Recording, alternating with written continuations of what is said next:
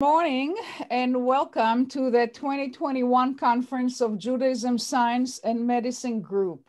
I'm Chava Tirosh Samuelson and I'm the Director of Jewish Studies and Irving and Miriam Lowe Professor of Jewish Studies, as well as a Regents Professor of History at Arizona State University. Like all events of the Center for Jewish Studies this academic year, the COVID-19 pandemic has forced us to hold this event online by using this Zoom platform.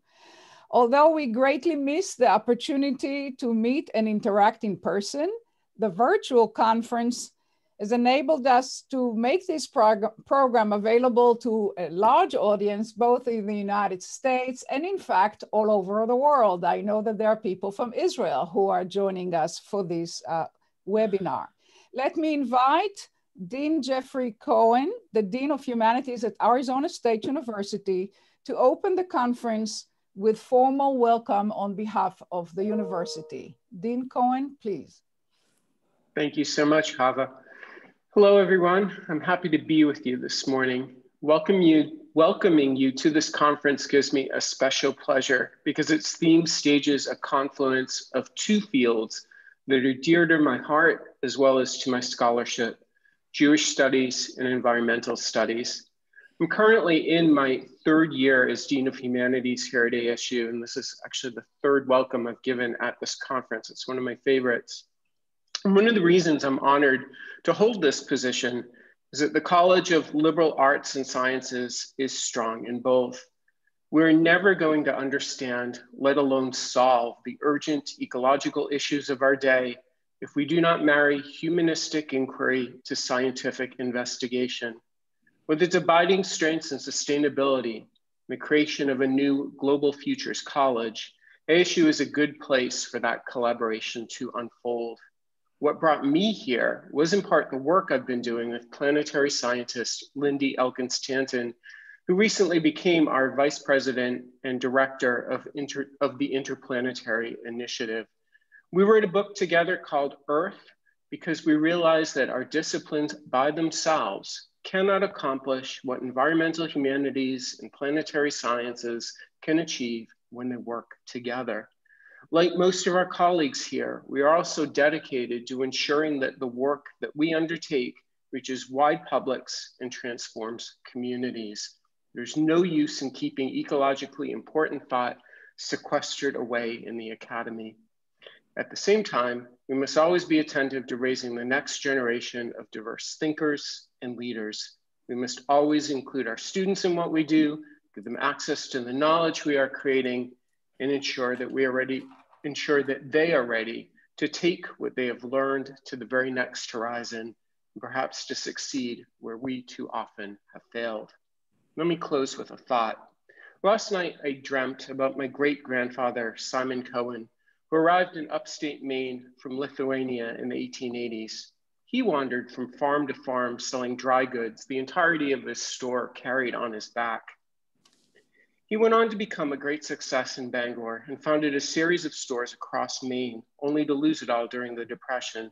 And last night, I was thinking about what it was like to wander the dirt roads between farms in the snow, trusting to the hospitality of strangers whose language you were learning, while trying to understand the rules and the affordances of an ecosystem different in many ways from the one you'd left behind. Did you find the snow on the pines beautiful or an obstacle to surmount, a danger? I often tell my children that I love my Jewishness and I love the beauty of the world we live within. And I'm often thinking about Maine when I say that. Did Simon love his Jewishness, even though he had to flee his native country to preserve his life as a result? Did he love the world that made his living so hard? How do we find ways forward now, ways in which people can hold identities, including faith and cultural identities, that also ensure the flourishing of the lives of others, including non-humans, including the flourishing of this planet? I'm really looking forward to our conversations today. Welcome. Thank you, Dean Cohen. And I would like to say a few words about this particular organization called the Judaism, Science and Medicine Group. This is an international society. It was founded in 2008. And the goal is to facilitate constructive conversations between scientists, Judaica scholars, rabbis, educators, activists, and people interested in policy. So the goal is to understand or to have a better understanding of the interplay between science and religion, especially as it is manifested in the field of medicine. Every year we do a conference and we take a particular theme. So let me just tell you a few themes that we have highlighted in previous conferences. So for example, in 2013, we had a conference on the phenomenon of emergence. In 2014, we focused on healing as an example of the interplay of religion and science. 2016, our topic was health, mortality, and morality, looking at that issue from a Jewish perspective. 2017, we had a conference on sexuality, gender, and the Jewish family. 2018, we had a conference on Judaism and mental health. 2019, we focused on Judaism and disabilities. 2020, last year, we had a conference on Jewish healing through the ages, theories and practices. And this year, as you all know, our focus is Judaism and climate change, science, theology, and ethics. So what makes Judaism Science and Medicine group so unique? Three things. First, there is a commitment to interdisciplinarity. We really believe in the need to create a bridge or to bridge the gap between religious and scientific discourses, but also to bridge the gap between the natural sciences, the social sciences, and the humanities. And we recognize that with more professionalization of the academy, there has been a development of what we call those silos that are really problematic to understanding any complex topic. So our goal is to bridge those disciplines. Second, we are committed to public-facing scholarship. That is to say, we want to see the gap between the academy and the public become smaller and smaller, and we bring on board people from with their various expertise. We have Judaica scholars, we have ethicists, we have rabbis, we have physicians, we have healthcare professionals, we have chaplains, we have educators, we have policy people, all together, and of course, activists to think how to engage this complicated problem. And every year the problem changes. This year the focus is, of course, environmental issues. And finally, we are very committed to diversity and inclusion. We are represented, all the various strands in contemporary Judaism are represented here. We have people who are Orthodox, Reform, Conservative, Reconstructionists, Humanists, and everybody in between. And we really believe that what we are going to talk about has universal significance, even though we are focusing on the universal within the particular context, whether it's the particular context of individual or a society. Let me say a word about the style of our engagement. Because we come from very different perspectives and even religious traditions, I want us to be clear that we treat each other with respect, dignity, and civility. And that's true about how we interact with each other, we the presenters and the moderators, as well as how the audience is going to interact with the presenters. So when you present your questions through the Q&A function, please do so keeping in mind those three elements: respect, dignity, and civility. So now I would like to thank a few people as well as endeavors. So the first thing I would like to say about in terms of thanks is the Anbar endowment. The Anbar family has graciously granted us an endowment that enables us to underwrite this particular keynote lecture in Judaism, Science, and Medicine that you're going to hear momentarily. This generous endowment was given to the Center for Jewish Studies by Dr. Ada Anbar, a specialist in early education, in memory of her husband, Dr. Michael Anbar, who passed away in 2014. I will say a few words about Dr. Michael Anbar, who is the person whose memory is commemorated by this lecture. He was a professor of physiology and biophysics at the University of Buffalo. He was born in Danzig, now Gdansk in Poland, then grew up in Israel. And in Israel, he came to Israel, I believe, in 1933 when he was 6 years old. He grew up there in the pre-state yeshuv and participated in the War of Independence of 1948. He earned his master's and his doctorate in physical chemistry from the Hebrew University of Jerusalem, and then began his career as a researcher at the Weizmann Institute of Science in Rehovot, where he became an associate professor. He was very involved in the development of Israel's nuclear program, and then also working in collaboration with the US Atomic Energy Commission. He came to the United States in 1977, joining the University of Buffalo. He came before that, but he joined University of Buffalo in 1977 as a chairman of the Department of Biophysical Sciences, and served there until 1990 and retired eventually here to Arizona. Dr. Michael Anbar cultivated a broad range of cultural interests, including biblical studies, Jewish history, classical music and opera, and world affairs. He was a collector of arts and an author, wrote the book Israel and Its Future Analysis and Suggestions, came out in 2004. And we will have the privilege to listen to his son, Dr. Ariel, Dr. and Professor Ariel, who is a president's professor in the School of Earth and Space Exploration at ASU. And he will be speaking to us in the session on Earth habitability.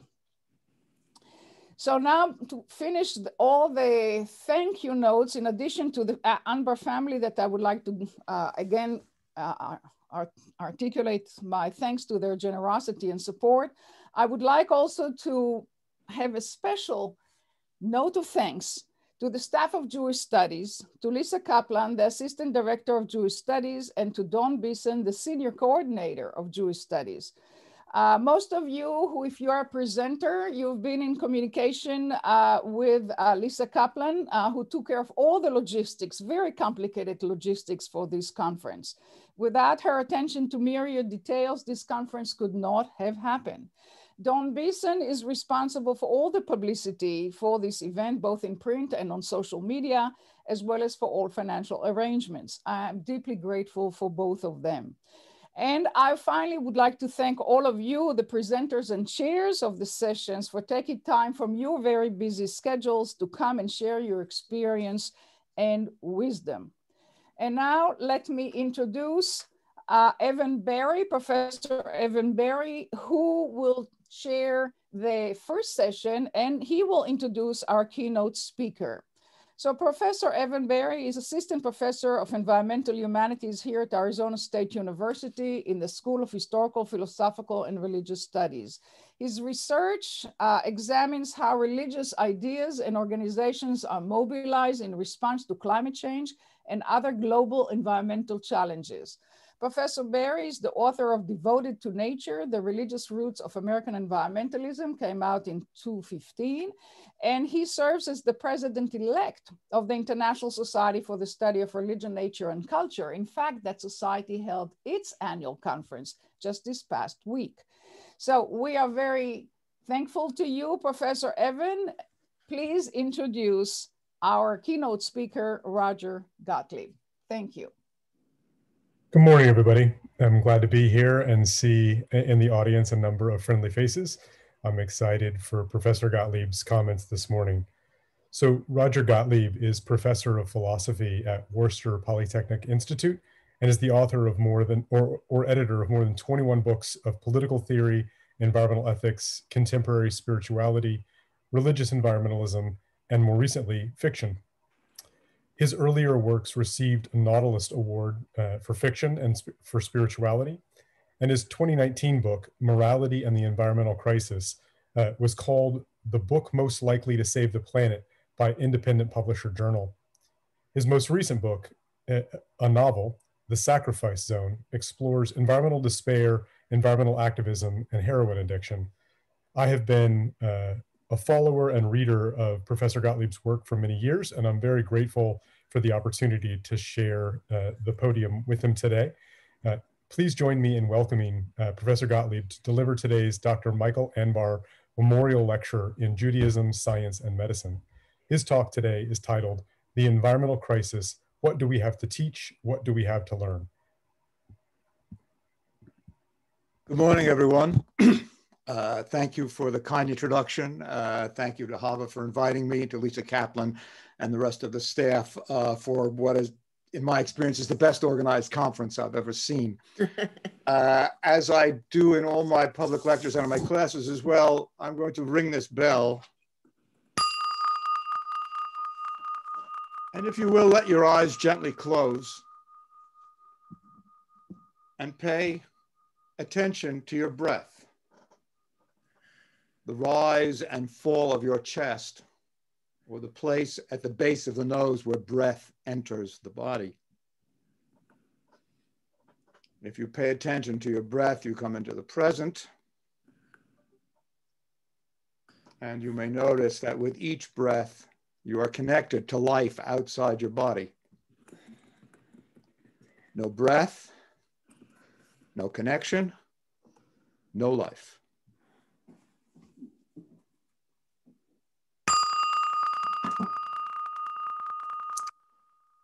I will talk this morning about a number of different things reflective both of the Jewish tradition considered as a theological tradition, but also the Jewish tradition considered as a historical experience.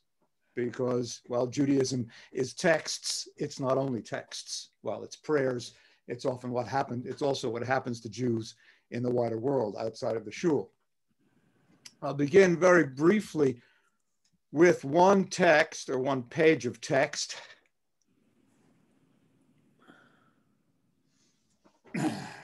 Maimonides, in order to serve God, one needs access to the enjoyment of the beauties of nature, such as the contemplation. Sorry, I'm going to make sure that my voice is on. Oops, God. Okay, screen sharing. Somehow I have lost this connection, which is quite remarkable. Yeah, okay. All right, I hope you can nod your head if you can hear me. Okay, great. All right, so Maimonides, in order to serve God, one needs access to the enjoyment, the beauties of nature, such as the contemplation of flower-decorated meadows, majestic mountains, flowing rivers. For all these are essential to the spiritual development of even the holiest of people. It should not be believed that all the beings exist for the sake of the existence of humanity. On the contrary, all the other beings too have been intended for their own sakes and not for the sake of something else. From the diary of Anne Frank, the best remedy for those who are afraid, lonely, or unhappy is to go outside, somewhere where they can be quite alone with the heavens, nature, and God, because only then does one feel that all is as it should be, and that God wishes to see people happy. It's the simple beauty of nature. As long as this exists, and it certainly always will, I know that then there will always be comfort for every sorrow. And finally, the concluding line of Psalm 150, let everything that breathes praise God. While the environmental crisis is certainly connected to the climate crisis, it is much broader. It is the fires and the floods. It is the fact that the snow on top of Mount Everest, were it to be boiled down, would be too toxic to drink. It is that a giant squid 2 miles under the surface of the ocean has furniture polish in its body. It is the fact that if you have a child in the United States now, chances are that that child will have 100 to 200 toxic chemicals already in its bloodstream before it has emerged from the womb, after all, which was supposed to be the safe place. After all, isn't that a model for going to where it's safe? Go back to the womb. It's not safe in the womb anymore. There are places where 60 to 70 to 80% of the insects have died off. The wild creatures of the world now account for 5% of animal life on the planet. The rest is human beings and animals being raised for slaughter. I could go on. Many of you probably know this. Some of you, I imagine, know it better than I do, but you can see why I rarely get invited to cocktail parties, because the situation is enormously grave. The question is, will the earth continue to be a habitable form for complex forms of life? Not will we still have the World Series and matzah for Passover, but will in 50 to 100 to 150 years, will there be anything resembling modern civilization, or indeed any human civilization whatsoever? This is the reality that we face. I've been studying this for a long time, and it's only gotten incredibly worse. What does this mean for us as Jews? Clearly, as biological creatures, a theme I'll return to at the end of the lecture, as biological creatures, it means a lot. We don't want our children growing up with all sorts of illnesses. We don't want people dying of cancer. We'd like there to be food. We probably don't like the idea that in 10 years or so, there will be more plastic in the ocean than fish. We probably feel bad when we're told that microfiber garments, when you put them in a washing machine, give off very, very small pieces of plastic, which are too small for the filtration system and end up in the ocean and are ingested by all sorts of marine creatures. None of that stuff bothers us, but is there anything that bothers us as Jews, especially considering the fact that we're a minuscule part of the population? If all the Christians did something or all the Muslims did something, that would make a big difference. If all the Jews did it, probably not a lot, maybe in New York City and Tel Aviv, but for the rest, not a great deal. So what does it mean to us as Jews? Well, there's at least two things. One is we have a moral obligation not to harm others. It's codified in all kinds of places, from the Torah, the Talmud, right on to socialist Zionism. Right? We have a moral obligation not to harm others. And certainly not to harm others in casual, stupid, unthinking, ignorant ways. Now, the moral obligation not to harm others was codified at a time when you could probably pretty much tell if your ox was trampling on somebody, on your neighbor, or you had stolen somebody's pots and pans, or you punched somebody out. It was pretty obvious. It's not so obvious now that when we turn on our cars, when we use the electric grid, when we wash our microfiber garments, that we're contributing unjustly to the suffering of people all over the world, because like everything else in life, people who are less technologically developed, people who are poor, people who are generally not white, though it doesn't have to be that case, are going to suffer more. The average American uses, 10, 20, 30, 40 times as much, produces that much more greenhouse gas than the average person in Bangladesh. 40 times, 30 times, a lot more. And yet, when the storms get bigger and bigger in the area of Bangladesh, and you get these incredible floods and 10,000 people die, it's been part of that. So if we are moral as Jews, we have an obligation not to harm other people. We have to pay attention to what we're doing. In particular, there are a number of biblical teachings having to do with our relationships to the non-human nature, which, to the extent to which we take the Bible seriously, they're worth thinking about. And I'll talk about a few very briefly. And again, to be clear, there are all sorts of different Jews in the world, from the ultra-Orthodox to the I'm just sort of spiritual to the, oh yeah, we do a Passover Seder, but there's nothing religious in it, and everything in between. But most people who are Jews take the Torah as central in one way or another, as great poetry, as revealed truth, as something in between. So it makes a difference. To be clear, I am not suggesting that Judaism has been an ecological religion. For the most part, it has not. And there are lots of reasons for this, and not a point of casting aspersion on it, but it's a simple fact. However, just a few quotations show that if one takes oneself in any degree whatsoever seriously, as somebody who's oriented to the Torah, there's nothing un-Jewish about being ecological.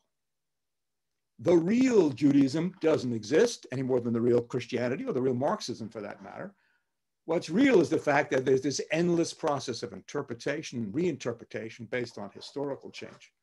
The historical change we are facing is the environmental crisis. And just to that extent, it's quite relevant and significant to take a look, at least briefly, at a couple of points. There are five different ways in which Jewish tradition speaks to our relationship with nature. The first is what I call ontology, which is a fancy philosophical way of saying, well, what kind of being are we?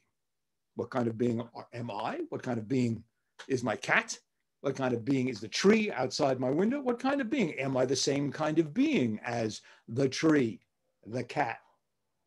And in some ways, certain elements of the Torah say, yes, you're the same kind of being. After all, just like them, I was made out of dust. Just like them, I will return to dust. Just like them, there's a breath of life in me, Chaim Nefesh, a living spirit, which is from time to time in the Torah used to apply to animals as well. The degree to which Adam comes out of Adamah and might therefore be called earthling is the degree to which traditional Judaism in the Torah, at least some of the voices in the Torah, recognize our essential continuity with the more than human, the non-human, the other beings with which we share this earth. Secondly, there is a conservationist, a very strong conservationist strain in the Torah, right? Do not cut down the fruit trees when you're besieging a city. If you take eggs out of a nest, don't take the mother bird as well, because that way you'll get eggs later on. There are a number of things of that kind. Don't be dumb. Don't waste. Baal Tashit, do not waste, which has been worked up in modern Jewish environmental thought. But very simple thing, don't waste the stuff you're given. After all, who gave it to you? And Judaism has a clear answer. It's God. Now, if you can think of God as an old man with a beard sitting on a cloud, that's fine. Or if you can think of God as the process of evolution, that's fine. What's clear, what's absolutely certain, not up for debate, is that we didn't create the earth. We didn't create evolution. We didn't create this variety of mechanisms which enable plants to grow, our own bodies to function, and the world to be what it is. It was given to us as a gift, some might say a miracle. Okay, the third element of concern for nature in the Torah is animal welfare. Animal welfare. Don't muzzle the ox when he's treading out the grain. Right? If your enemy's donkey, not your friend's donkey, not your brother's donkey, when your enemy's donkey is crushed under his load, help him stand up. Now, if that's not a concern for the value of the animal's experience, I don't know what it is. Even better, as one of my favorites, in the sabbatical year, you don't plant. But because you've had plants there before, stuff will grow. What are you supposed to do with that stuff that grows? You're supposed to collect it for yourself? After all, it's a gift. No, no, no, you don't collect it for yourself. You leave it. Who do you leave it for? Poor people and wild animals. Not just domestic animals, but wild animals. Is that not a recognition, again, of some kind of significant bondage, some kind of significant bond, rather, between ourselves and the animal world? Are animals just nothing, that we can do anything we want to? No, there's some limits, some concern. Is it enough? I don't think so, but you know, human history is the history both of incredible stupidity, violence, and self-destruction, but also the history of certain kinds of developments of human thought. More than 20 centuries after the Torah was composed, the pre-state rabbi of Israel, Rabbi Kook, was a vegetarian. And he didn't think that he could impose this on his followers, but he said he thought over time Judaism would move towards a vegetarian position. Okay.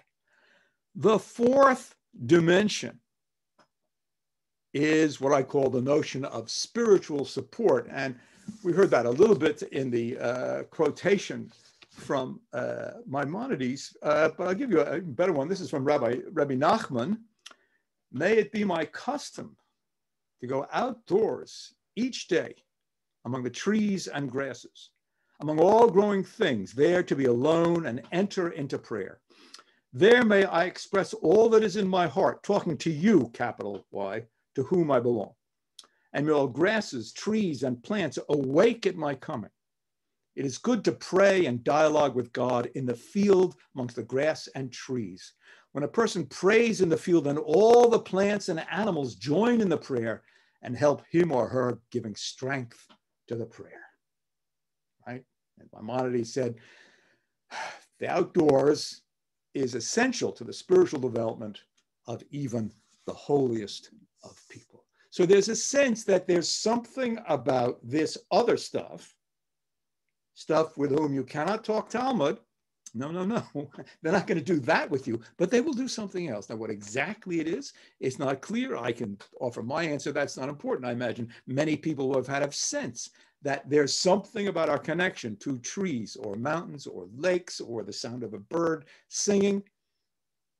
At some time in your life, that made a difference and made you feel more connected to the world. If you're a theist, more connected to God, more grateful for your existence, more grateful to the creator of this incredible panoply we call the earth. Okay. Finally, in Jewish tradition, there is something quite strange, quite wonderful, and quite strange. Go back, I'm not going to share my screen anymore, so no more disasters. The last line of Psalm 150, and there's a comparable line in Psalm 145. Let everything that breathes praise God. What? You know, I have a cat, smart cat. I had a dog, very smart dog, died 4 months ago. I'm still quite sad about it. But praise God. They don't speak English or Hebrew or Aramaic or Yiddish or anything else. They don't speak a human language. The idea that my dog could understand such an abstract concept as God, of course, impossible. Doesn't make any sense. What is the psalmist talking about? Let everything that breathes praise God. That means us, we're all breathing. My cat, of course, in a certain sense, the tree is also breathing. I doubt if they knew that, but certainly everything that can move around on legs or fins or with wings. Praise God. What could that possibly mean? Well, I will tell you my interpretation, which is that we must transform ourselves so that we see the life of other beings as a form of praise of God. What does it take to see in the trees outside my window, or the fish jumping out of the stream, or the mosquito that's biting you? All these things are a form of praise of God. Well, let's take one more quotation here. The Baal Shem Tov. I guess in this audience, everyone knows who the Baal Shem Tov was. If you don't, the great Hasidic rabbi, first Hasidic rabbi, late 18th century. The world is full of wonders and miracles, and yet we cover our eyes and we see nothing. We cover our eyes and see nothing. I love that image. Now, what the hell is he talking about, right? Baal Shem Tov comes from a tradition which recognizes miracles, right? The 10 plagues on Egypt, the parting of the Red Sea, the sun standing still. But the Torah is not filled with miracles in that sense. They're few and far between. And the further you get in Jewish scriptures, the fewer and farther between they are. A couple of things with Elijah, a little bit here and there with, fire starting and not starting and sacrifices, but there's not an awful lot of it. So what does the Baal Shem Tov mean when he says the world is filled, right? Not a few here. It's filled with wonders and miracles. What could he possibly mean? I can only interpret him as meaning, look at a tree that grows. Look at a baby that cries. Right? Look at a bird that sings. Look at the rain that falls. Miracles. Right? And what is it incumbent on us? How do we treat a miracle? Take a silly kind of example. Let's imagine you're a violinist. An aspiring violinist, you're really talented, you're really good, you're winning prizes, right? You go to Juilliard or something like that. There's a question of entering a big contest, and you have a rich benefactor who likes classical music. He says, here, I'm really rich guy. He says, here's a violin. One of these old violins is worth $500,000. I'll let you use it. What would your attitude be? Would you use it as an ashtray? Would you put your feet up on it when you're having a beer at the end of the day? I don't think so. You'd treat it as a miracle that you got to play this, a miracle that it exists. They can't make violins that good anymore. 300 years old, the great violins. What are we doing with the earth? And now let us go back to those opening quotations. I just do the from Anne Frank, right? Anne Frank says, as long as these things exist, to be alone with God in the heaven, as long as this exists, and surely it always will, we'll know surely it won't necessarily still be there. Imagine Anne Frank, God help the poor child. Imagine that she somehow got out, somehow lived through the Holocaust and went out to be with God and the heavens and the grasses and the waters and all that sort of stuff. And she's at one of these little lakes up in the mountains. I mean, you guys are in, a number of you are in Arizona. I mean, you know all about mountains and lakes and stuff like that.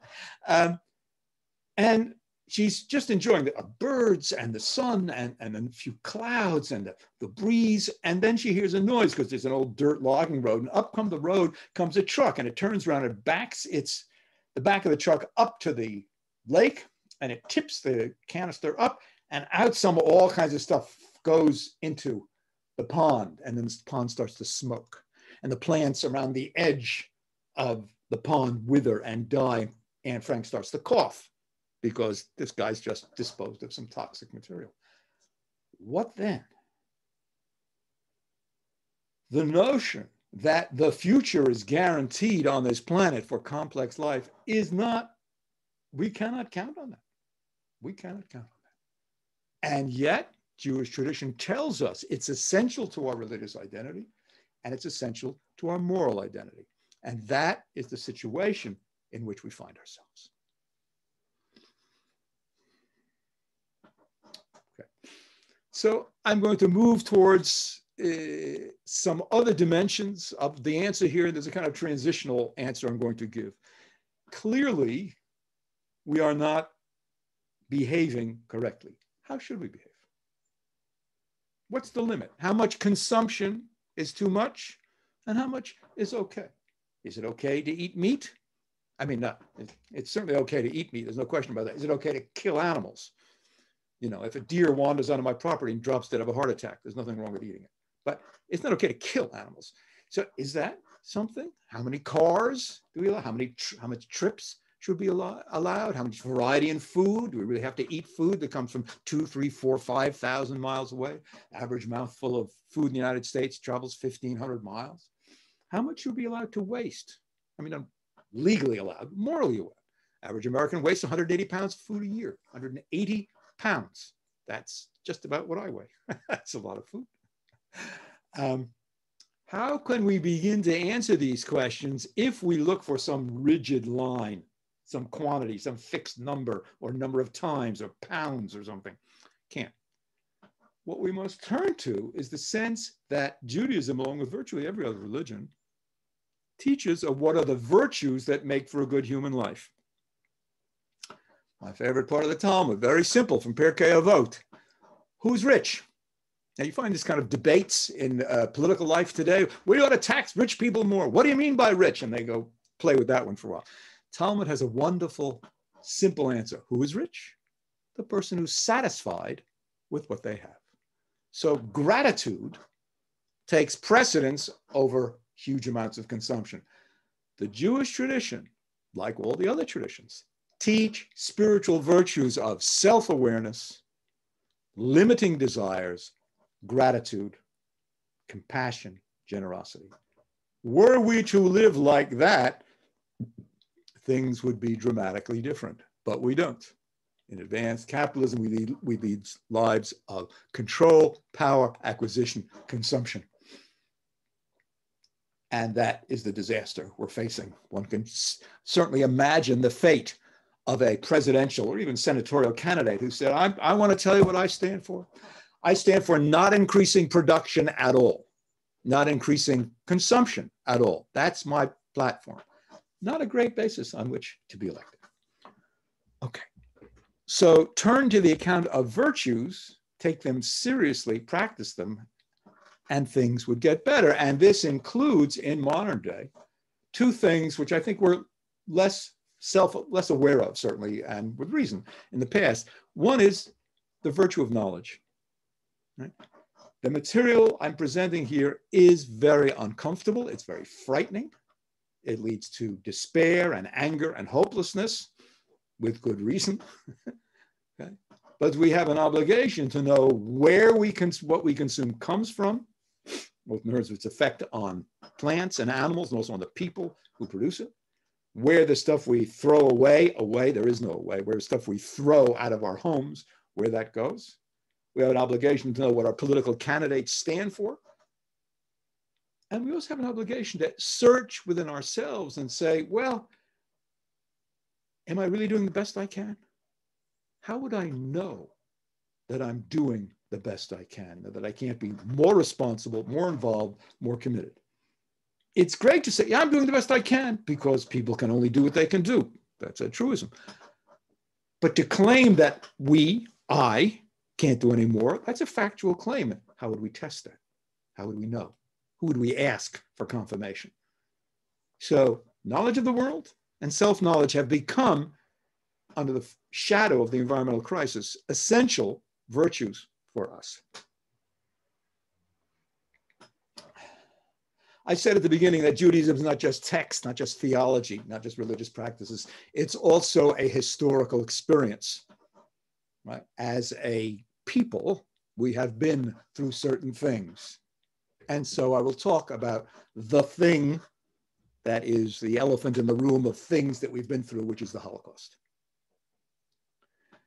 What we learn from the Holocaust, well, many things, but the first thing is to point out that the people who have been through a trauma, whether it's sexual abuse or rape or concentration camps or any of the manifest historical traumas that people experience, they carry an awareness of these terrible realities that people who have not been through trauma don't carry.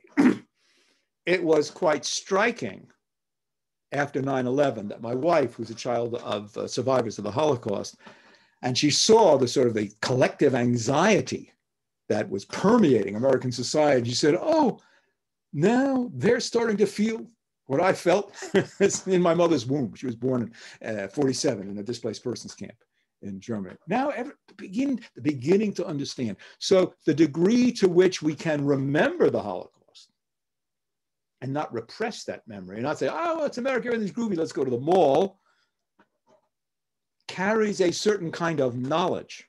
It's not just pain that the trauma victim carries. It's not just insomnia or hypersensitivity.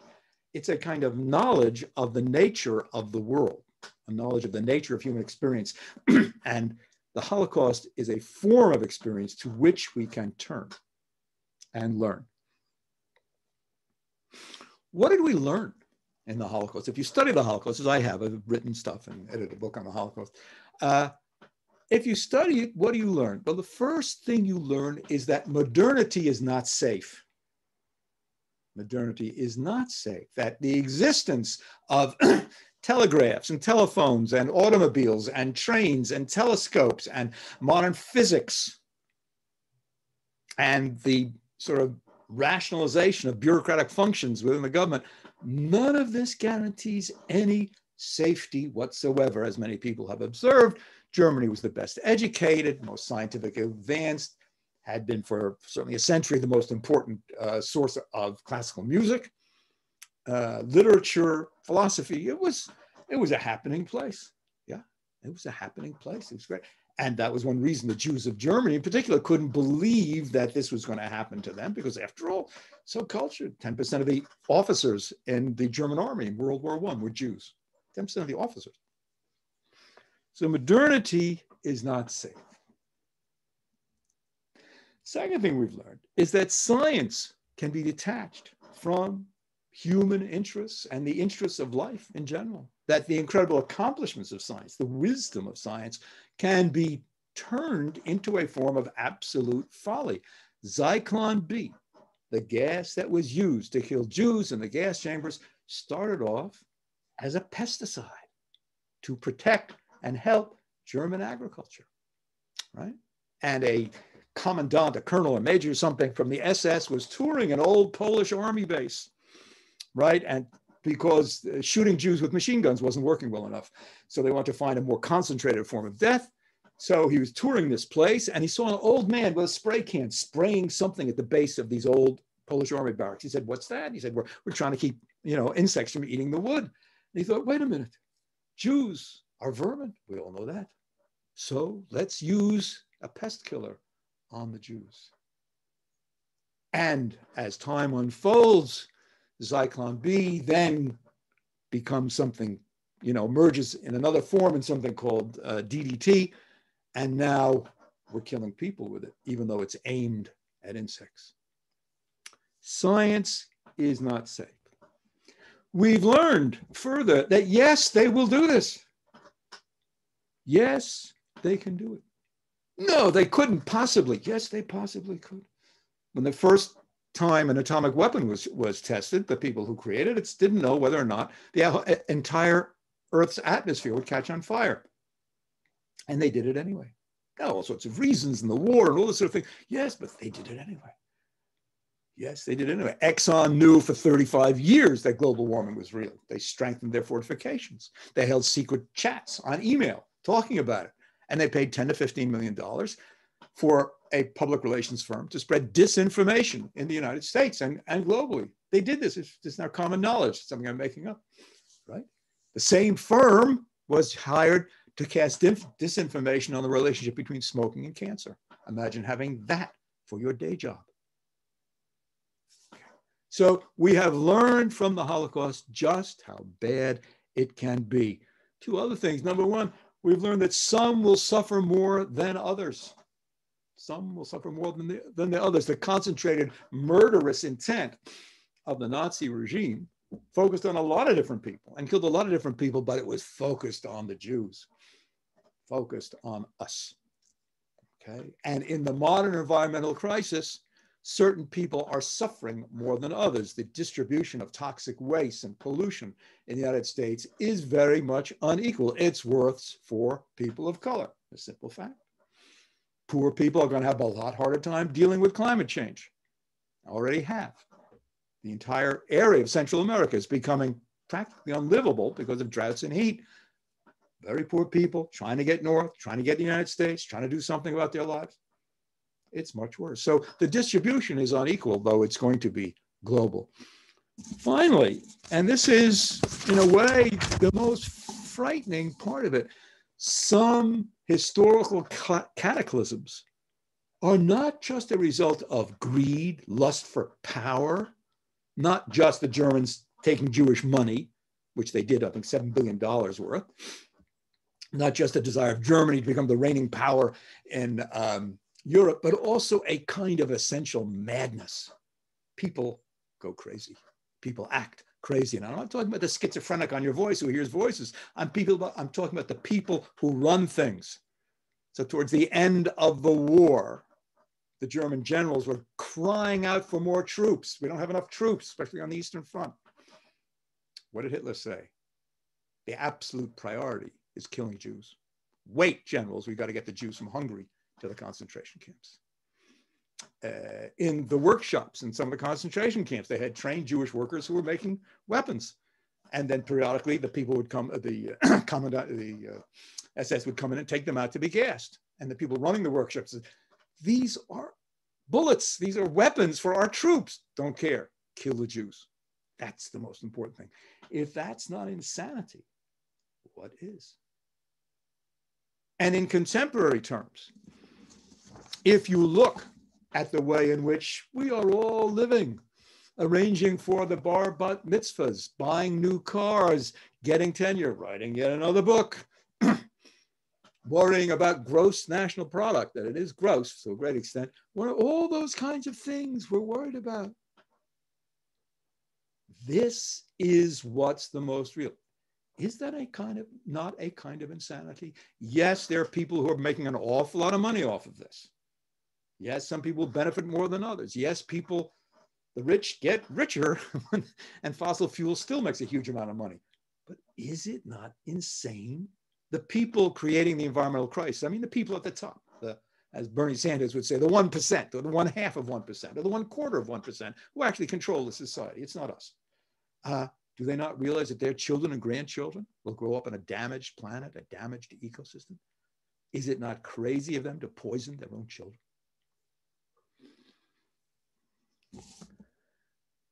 What can we offer as Jews in this terrible time. Go back to our tradition. We had prophets. What were the prophets? They were people who were unafraid to speak the truth, unafraid to speak the truth to their own community. Isaiah said, "You think this is a fast? What are you, out of your mind? This is not a fast. A fast is when you loosen the bonds of the oppressed, when you feed the hungry." Prophets have to tell the truth. We have to recognize that prophecy now is about this. Because the other thing prophets did was say, this is what's going to happen in the future.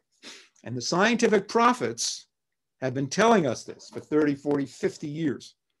We have not listened. We have not listened enough. We have to respect the prophets. If we can respect from Isaiah, and in my shul at least, that's who they read on every Yom Kippur. If we can respect Isaiah, we must respect the prophets. Second thing we have to offer, and this is for us particularly to do, but it's for everybody, is the idea of tshuva, right? Traditionally, you spend a month self-examination, a month of self-examination. Now, some rabbi, the rabbi said, a month? He's an ultra-Orthodox rabbi, you know. A month of tshuva? Too much, too much. You only have to do tshuva one day. Student said, Rabbi, what are you talking about? He says, just do it the day before you're going to die. He said, but how are you going to know that? Rabbi says, exactly. So tshuva is a process of serious self-examination.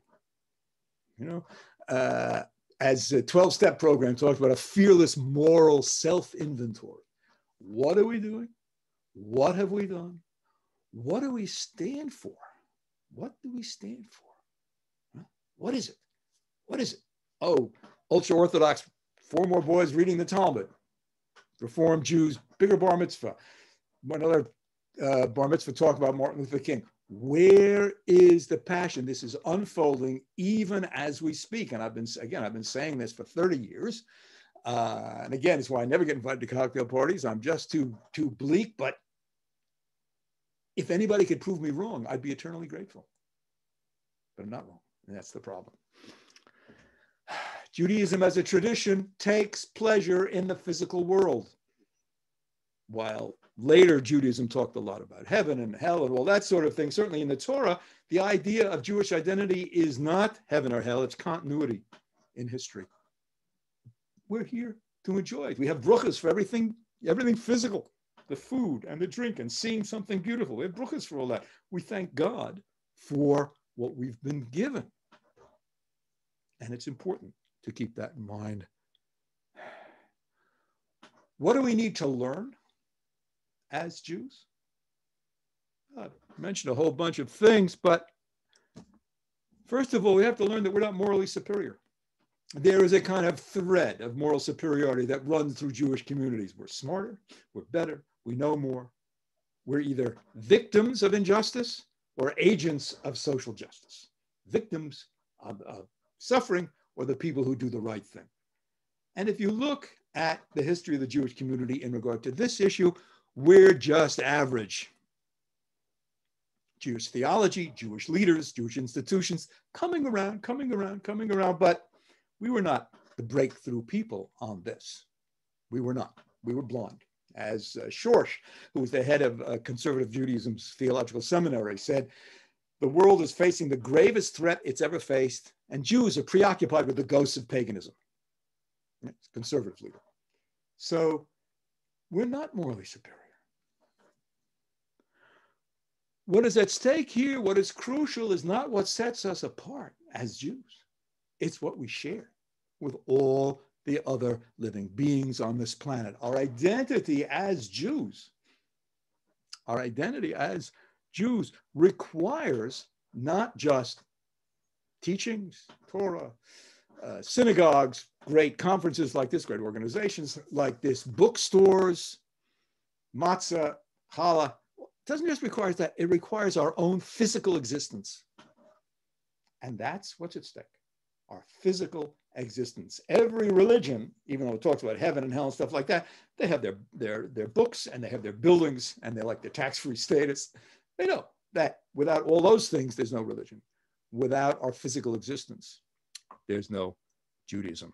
We have a bedrock existence as biological creatures.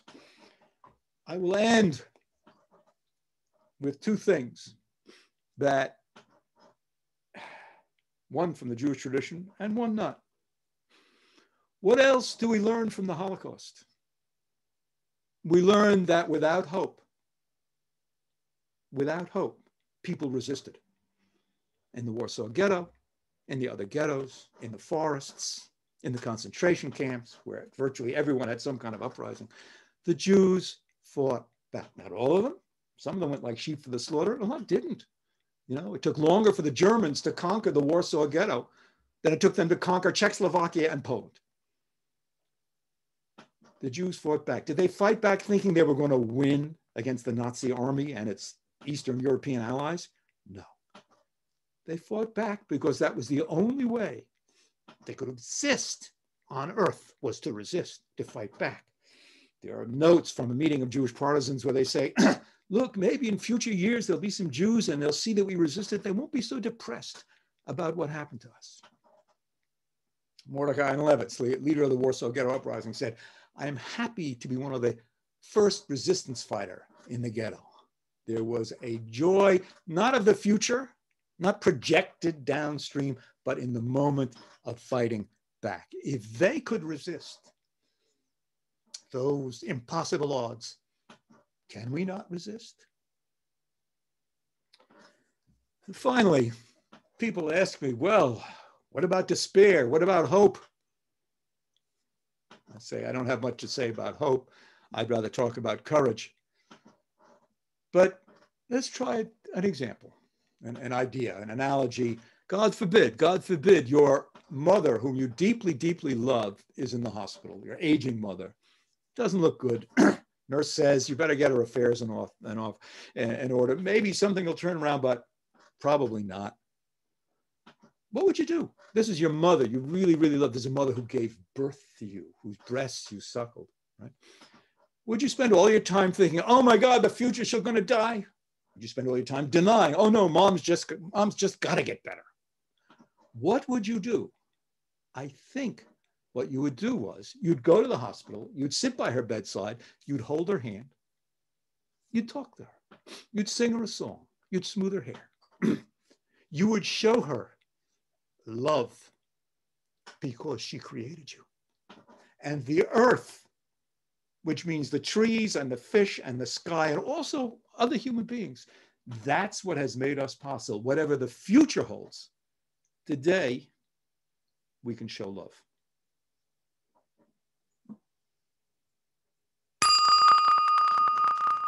Again, let your eyes gently close. Focus your attention on your breath.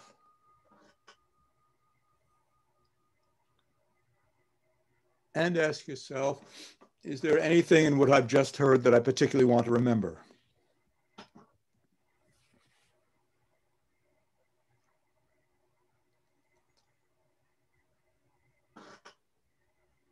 And ask yourself, is there anything I particularly want to inquire into further?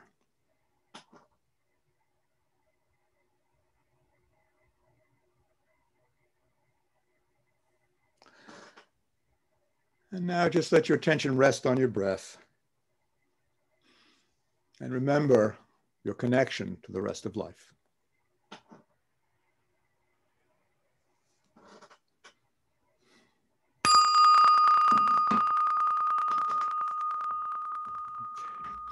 Thank you very much. Sei gesund.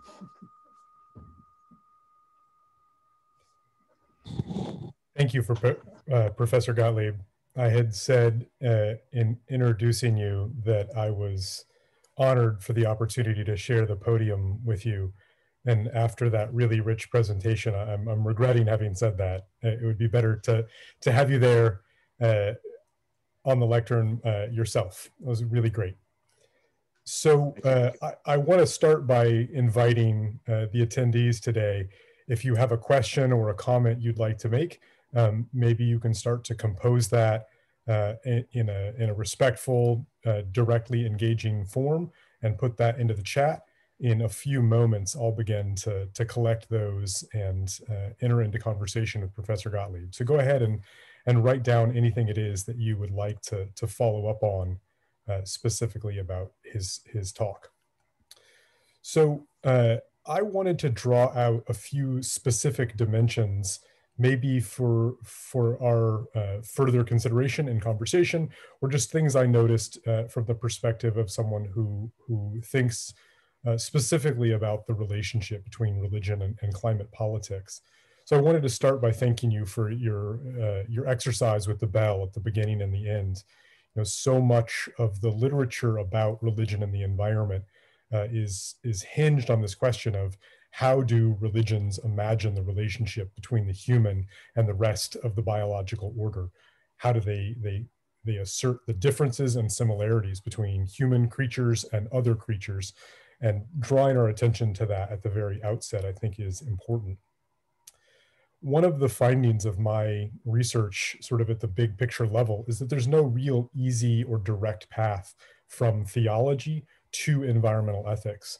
All the world's traditions have rich bodies of teaching and literature and scripture that are relevant to contemporary environmental crises, but how those are imagined and explored and utilized in contemporary movements varies tremendously. So one of the things I wanted to begin with is by thinking alongside Pope Francis in his 2015 encyclical Laudato Si, which he begins as a letter to all men and women of goodwill around the planet. The idea here being that conversations about where religious traditions have things to offer in terms of environmental insight and in terms of environmental ethics are not necessarily only for members of those traditions, but they're actually important conversation components in a broader global discourse about how to respond to the climate crisis, to the environmental crisis. So I take everything you said, Professor Gottlieb, not specifically as being about the Jewish tradition for Jews, but also in terms of the Jewish tradition as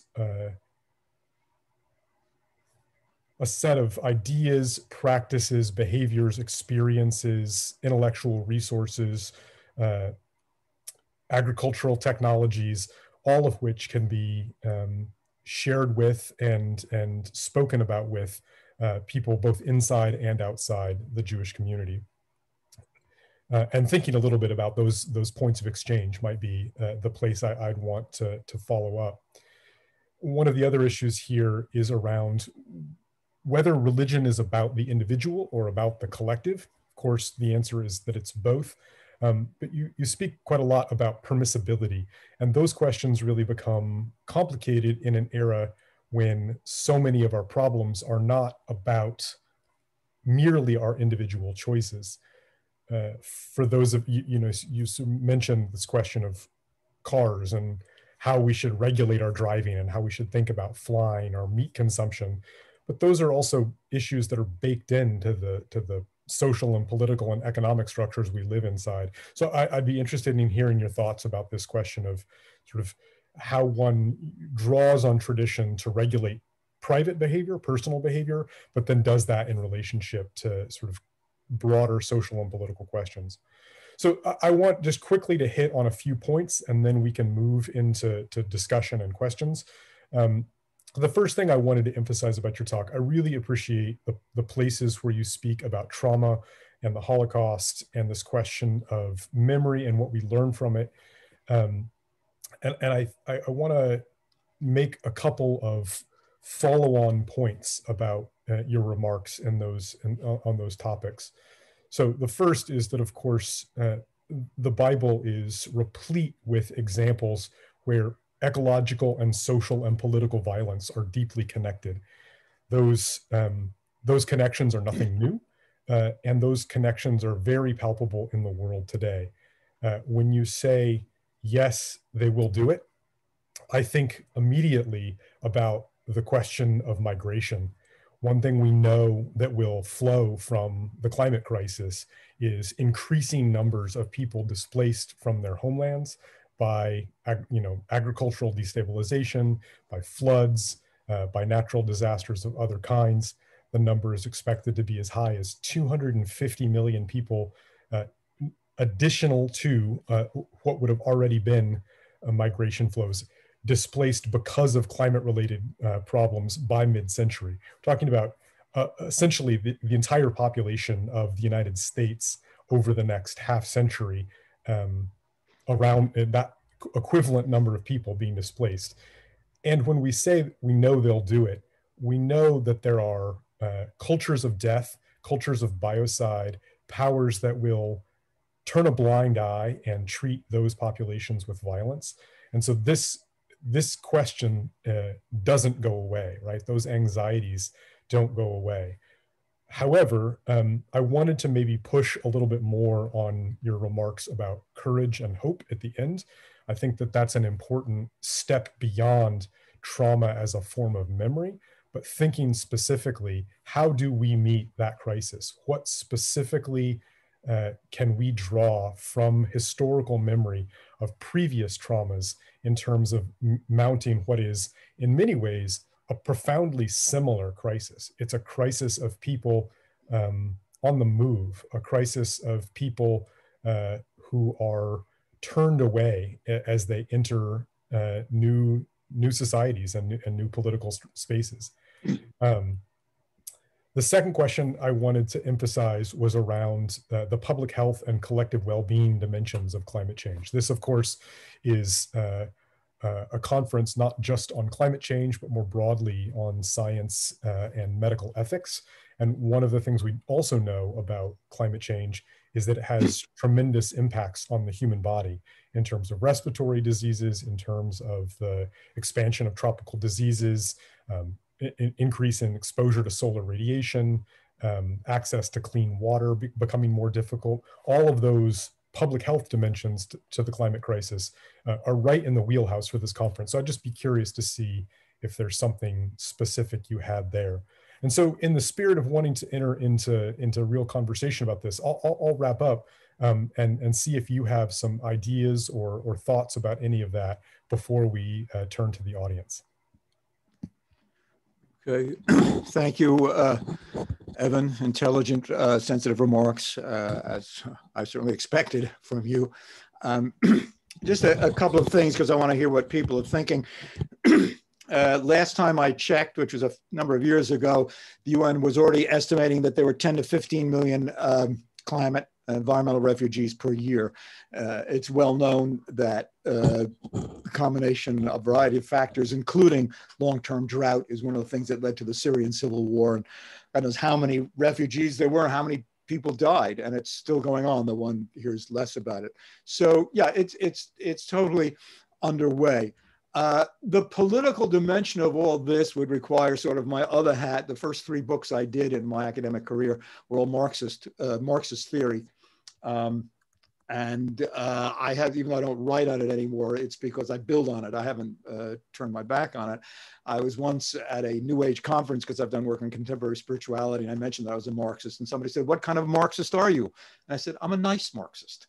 So even a nice Marxist is going to look at the world and see the degree to which it is governed by various kinds of elites, some kind of combination of economic and political elites. The notion that we live in a democracy, when you actually look at the structure of power here, is kind of a joke.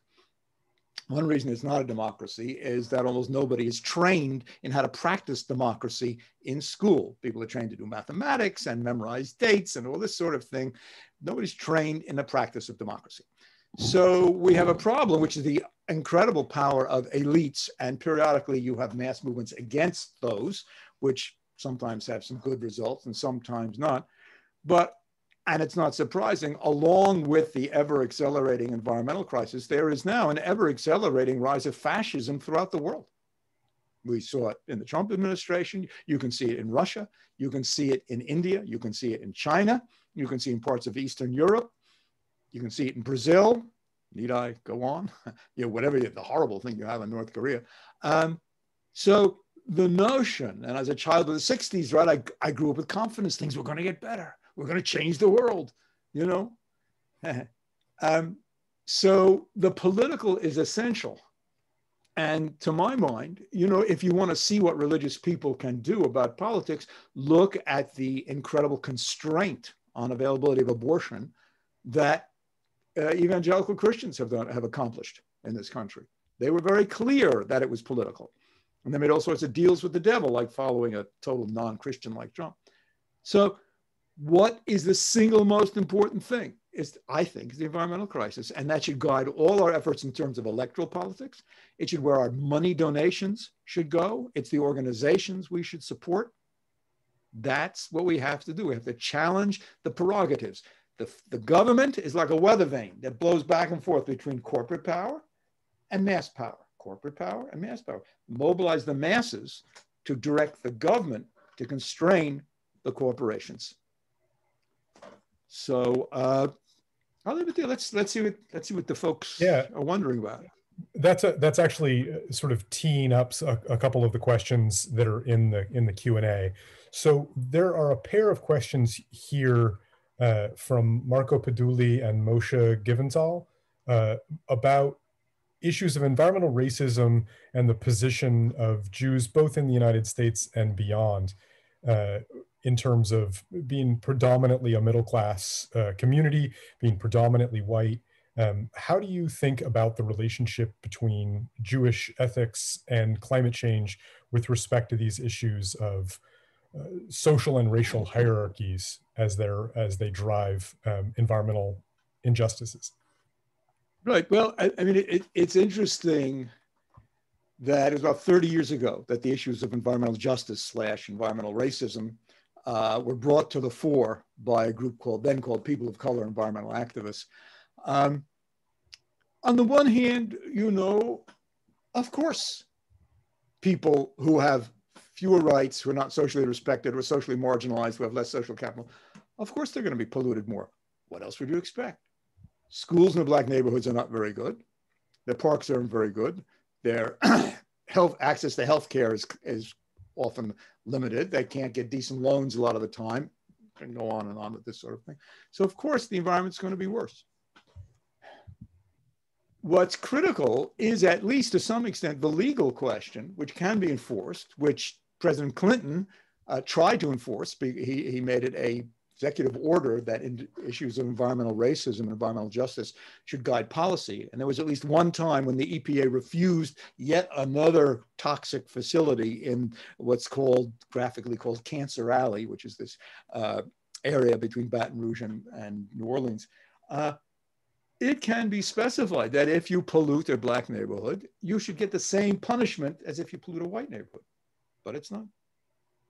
That the cleanup should be spent just as much money on cleaning up their neighborhoods as cleaning up white neighborhoods, but it's not. You talked about, and this is related to, the stuff about what can we learn about social justice movements. I think one thing we can learn, and I speak as a long-term leftist, on my politics, I'm so far to the left, I fall off the planet occasionally, but I still see a kind of madness afflicting the left in this country, as well as the right. And the notion that you build a successful progressive political movement by screaming and trying to induce huge guilts and classifying everybody as a white supremacist doesn't work very well. In fact, it works lousy. It doesn't get you anywhere, except you have some guilty liberals feeling bad about their pigmentation, or they let a word slip out or something. So the task is to create some kind of broad coalition of people who have some sense of what's going on. This is what Martin Luther King was trying to do towards the end of his life, this great tragedy of the American left and the American society as a whole, that he was murdered. He was trying to create some kind of bond between Blacks subject to racism and the white working class. The task is not to scream at people who use the wrong word or the wrong pronoun, or the task is to say, look, we all got to breathe here. You people who are in middle-class communities, how long do you think they're going to last? All those nice leafy treed neighborhoods, how long do you think those trees are going to last when the winds get bigger and bigger and bigger? Those incredible towns in California just wiped out. So that's the basis. And along the way, then you point out, well, here's why we want to protect a vulnerable neighborhood. Here's how we want to offer some kind of the benefits of some kind of social capital to communities who are comparatively low in it. So you want to work with it like that. You have to recognize it, but you have to create some kind of collective, broad coalition. Otherwise, not going to have nearly enough power. And the ruling class is very clear on talking with each other about how to control things. So if we don't do that, we'll never get anywhere. So we have about 8 more minutes, and so maybe we can get in a couple of questions. This one comes from Ariel Rosenberg, and it's about apocalypticism and about how to engage communities that expect the end of the world and that have beliefs that run in contrast or in tension with scientific knowledge about Earth's environmental systems. What kinds of political dialogue are possible, and what kinds of political formations should we pursue in the face of that kind of well, I'm not sure you can talk to I'm not sure you can talk to everybody. You know, one thing I've learned from personal experience and the study of history is that you can't argue with a crazy person, and that there's certainly a kind of you know, a craziness there. My only thought is that as I see the statistics, and this may be distorted, I wouldn't bet the farm on it, that younger people, even in the evangelical community, believe and are concerned about climate change. How much of the rest of the environmental crisis they know about, I don't know, but they are concerned about that. So I guess the only way you can talk about it is say, look, take a look at the world. This is what God gave us. You know, put it in their language. Is it right for us to be doing this, and this? Now, if they cannot take in the information, then they cannot take in the information. You know, there were Germans who thought Jews were responsible for every terrible thing that ever happened. You couldn't argue with them. You just couldn't. There are people who believe all sorts of crazy things. I mean, if there's one thing that demarcates us from the animals, it's that we can go really crazy with our beliefs. You have to do terrible things to an animal before it goes crazy. They can be made crazy, but you have to do terrible things to them. So that would be my answer. Just, you can try to talk about what we love, what we care about, what it's like for your 4-year-old to go out and you know, take a look at a goose on a pond or something. More than that, not sure it's even possible. So we have a question about Joanna Macy and questions of hope and reconciliation and what to do with sort of trauma and loss associated with climate change. I'd like to explore a little bit further the remarks. You know, so I mentioned this in my response. I found that to be one of the most provocative themes in your comments, that the historical memory of the Holocaust stands as something that Jews can contribute to a broader conversation around climate change. And I'd like to take that next step in thinking in terms of how that is articulated as hope or courage or in Macy's work, active hope. Yeah, well, you know, Joanna Macy, for those who don't know, is a Buddhist scholar and also someone who's done a lot of work, first around nuclear war, then around the environment, had led workshops all over the world, a wonderful writer, really a great presence, whose unique contribution can be summed up in like one sentence, in my own feeling. Some of the most important thinkers, you can sum up them in one sentence. The seeing is nobody else had that sentence before, but it has to be one sentence long. And what she said was that we have profound and powerful emotions about the world, not just about our mothers. And this was big news to a lot of psychologists, and to some extent it still is for a lot of psychology profession hasn't taken in this message. And, you know, I think Macy is absolutely 100% right. I know her slightly. I assisted her in a workshop once many years ago, that, yeah, this is going on. When I talk to my students about what they feel about this, now I teach engineers and business types, you know, I don't get these sort of touchy-feely kids who go to Oberlin, but they say, yeah, you know, one guy said, if I started to cry about this, I don't think I'd ever stop.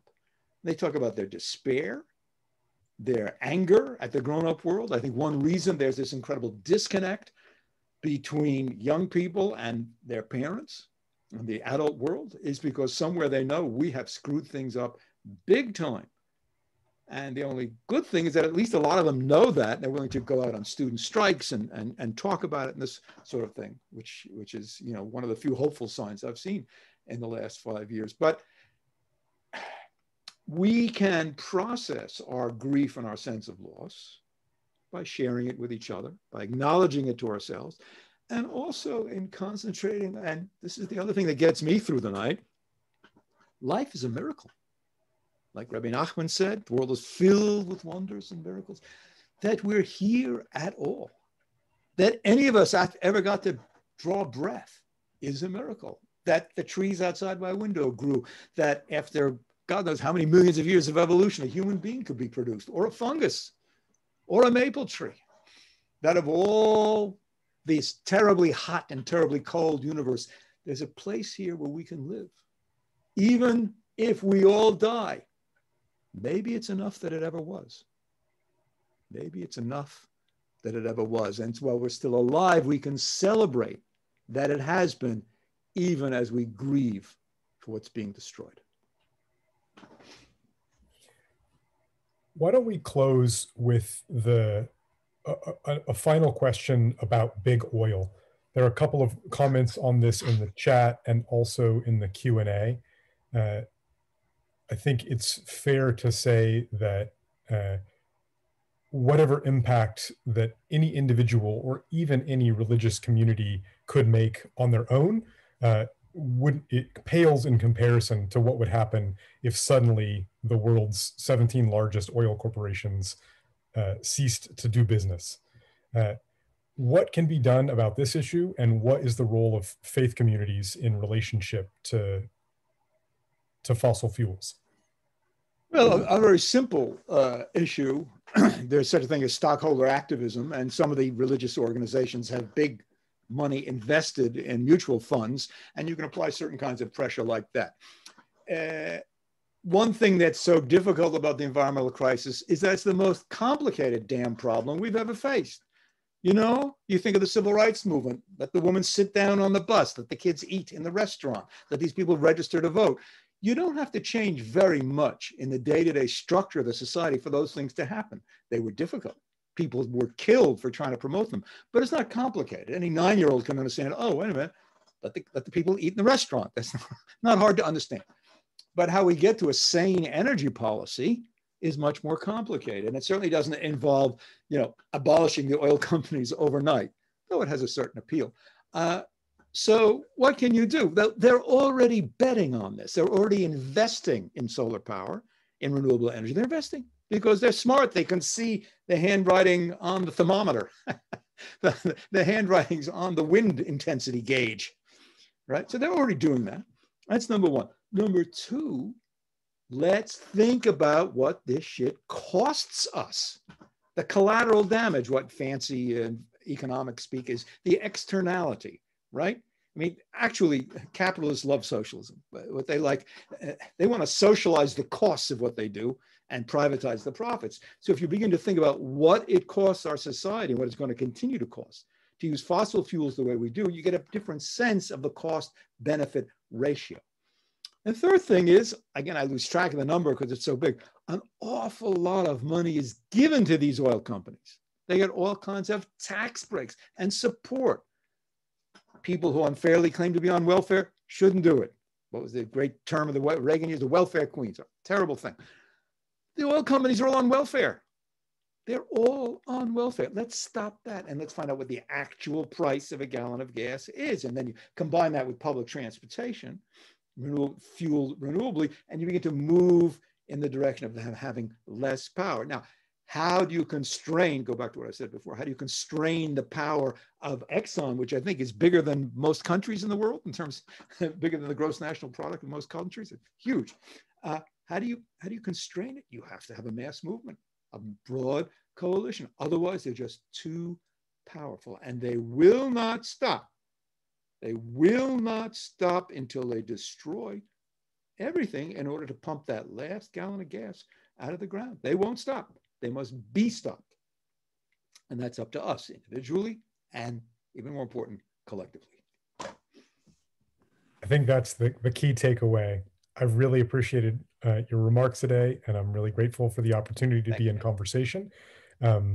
Let's leave a little bit of time to transition to the next panel. And again, thank you, Professor Gottlieb, for your wisdom, sharing your wisdom with us today. Thank you, Evan. Thank you, everybody, for being here. I regret that I cannot attend the rest of the conference because I'm in mourning, but I wish you all well, and thank you for coming here, and let's hope we can do something good. All right, sei gesund.